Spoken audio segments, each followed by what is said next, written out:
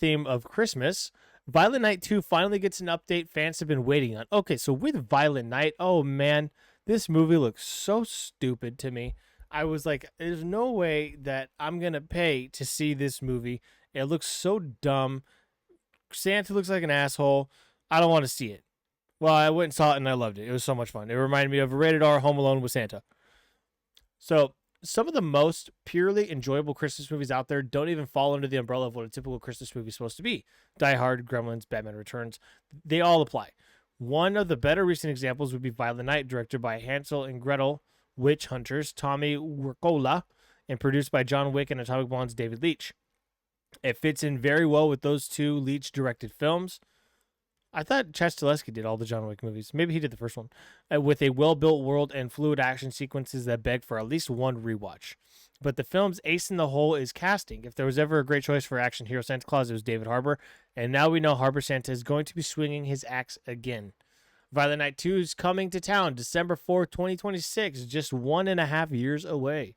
It will be theatrical just like the first film. What can we expect from Violent Night 2? So the rumor, I'm sure they're going to get into it. The rumor is that they're going to actually have Mrs. Claus and it's going to take place up in the North Pole.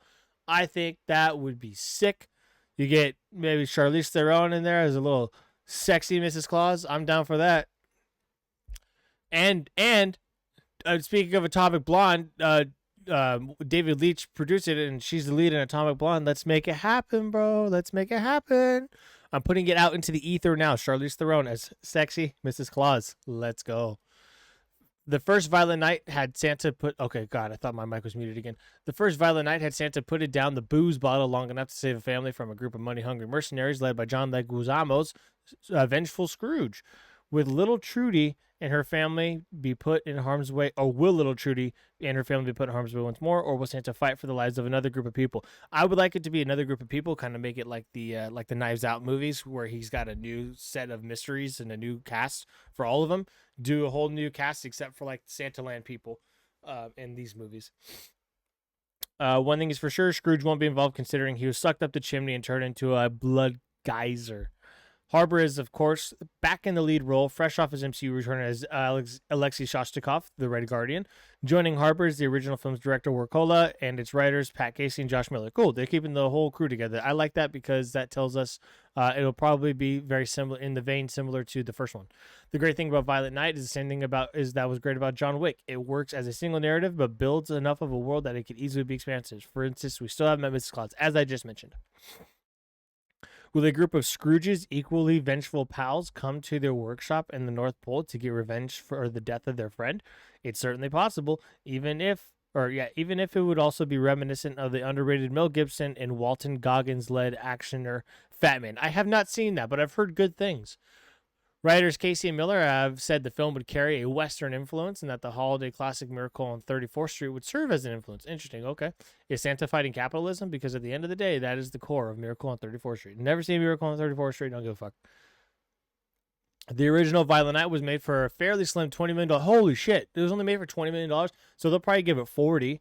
Hey man, if you can, keep it the same. Keep these movies that don't need to be expensive cheap, because they do well. Ultimately, I'm going to look up the box office for it next. Ultimately, it ranked nearly 4 times that price tag. Okay, there you go. So it made money. Will Violent Night 2 prove just as profitable? It's hard to say given that the third or really fourth Jumanji film is scheduled to come out the following weekend, with Avengers Doomsday scheduled for its new December 18th release. Ooh, that'd be a stacked December, though. That'd be a lot of fun.